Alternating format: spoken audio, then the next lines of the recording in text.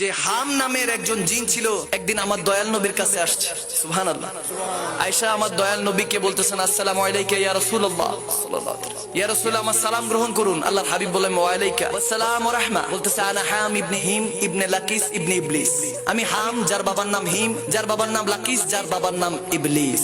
4 নম্বর খানদান। 4 নম্বর কি? কিন্তু সুবহানাল্লাহ, আমার নবীর সাহাবা। সুবহানাল্লাহ বলবেন না? এ বান্দা, খুশি হন নাই? তেনার খানদানে যে একজন মুমিন আছে, খুশি হন নাই? বাকি তো সব কমিন। সব কি কমিন, একজন কি মুমিন। ওই মুমিনের খানদানে যারা আছে তারা গৌসে পাকের হাতে বায়াত হয়েছে। সুবহানাল্লাহ বলুন। তারা অনেকে খাজা গরিবে নওয়াজের হাতে বায়াত হয়েছেন। ওনার উসিলা আল্লাহ রাসূলের গোলামিতে এসেছেন। কারণ আল্লাহ বলেছেন, ইন্নাল্লাযীনা ইউবায়ুনাকা ইন্নামা ইউবায়ুনাল্লাহ। ঠিক কি না? আমার নবীর কাছে যারা বায়াত হলো তারা নিশ্চয়ই কার কাছে বায়াত হলো? চিল্লা বলেন, কার কাছে? আল্লাহর। আল্লাহ বলেছেন, আল্লাহ সুসংবাদ দিয়েছেন, নবী আপনার হাতে যারা বায়াত হলো, নায়েবে নবী এবং বিশেষ করে ওয়ারাসাতুল আম্বিয়া, ওলিয়া আল্লাহর মাধ্যমে আপনি নবীর উসিলা দিয়ে যারা আমি আল্লাহর কাছে বায়াত হলো, তাদেরকে আজরান আযীমা আমি তাদের জন্য বেহেশত রেখেছি। হাসরের ময়দানে উঠতে দেরি হবে না, তাদেরকে বেহেশত দিতে দেরি হবে না। হাম রাদিয়াল্লাহু তাআলা, যিনি সাহাবায়ে রাসূল, তিনি বলছেন, ইয়া রাসূলুল্লাহ, যখন বাবা আদমের সন্তানরা হাবিল কাবিল একজনকে হত্যা করছে, আমি তখন গাছের আগায় বসে বসে দেখছিলাম। হায়াতটা কত বেশি! আল্লাহু আকবার। হাম রাদিয়াল্লাহু তাআলা বলছেন যে আমি মুসা কালিমুল্লাহর কাছে তাওরাত শিখেছি।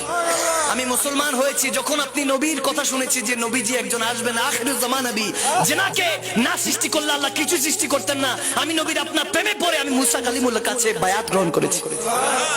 তারপর ওখান থেকে ঈসা রুহুল্লাহ পর্যন্ত আমি সমস্ত নবীদের সালাম, পয়গাম্বর, অনেক বড় কথা, আমি আর ওদিকে যাচ্ছি না। সমস্ত নবীদের সোহবতে ছিলাম। তাওরাত, জাবুর, ইনজিল পর্যন্ত শিখেছি, মুখস্থ আছে আমার সিনার মধ্যে। নবী আপনাকে পড়িয়ে শোনাবো। নবী বলছেন, পড়াও, আজকে তুমি তাওরাত, জাবুর, ইনজিল পড়ো, আমি শুনবো। সুবহানাল্লাহ বলেন।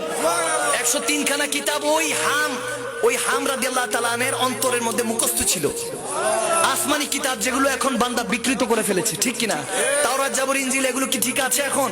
ঠিক নাই, মন গড়া হয়ে গেছে। আল্লাহ বলছেন, সমস্যা নাই, ওল্ডেস্ট, তুমি আমার সমস্ত কিতাবগুলি তুমি পুরাতন করেছো, বিকৃত করেছো, আমি নিউয়েস্ট, লেটেস্ট আমি কোরআন পাঠিয়ে দিব, যেটার মধ্যে 103 খানাও থাকবে, যেটার মধ্যে তাওরাত, জাবুর, ইনজিল থাকবে, সমস্ত নবীদের ফায়াজ ও বরকত থাকবে, এবং শাহেদা, মুবাশশিরা, নাযিরা, আমার নবীকে সাক্ষ্যদাতা হিসেবে প্রেরণ করব, সেটা হলো আল কোরআন। নাযারতু ইলা বিলাদিল্লাহি জামান বলেছেন, তোমরা বিশ্বাস করতে চাও না আমার গৌসে পাক, হ্যাঁ, বিলাদিল্লাহি সামান বিলাদিল্লাহিল আরদ বলে নাই, বলেছেন কি? বিলাদিল্লাহি জামান। কুল কায়নাত আমি গৌসে পাক হাতের তালুতে দেখি। তো গৌসে পাকের এই ক্ষমতা দিয়েছেন কে? চিল্লা বলেন, কে? তো গৌসে পাকের এই ক্ষমতা হাতের তালুতে কুল কায়নাত দেখে আল্লাহর। তুমিও তো দেখো এখন।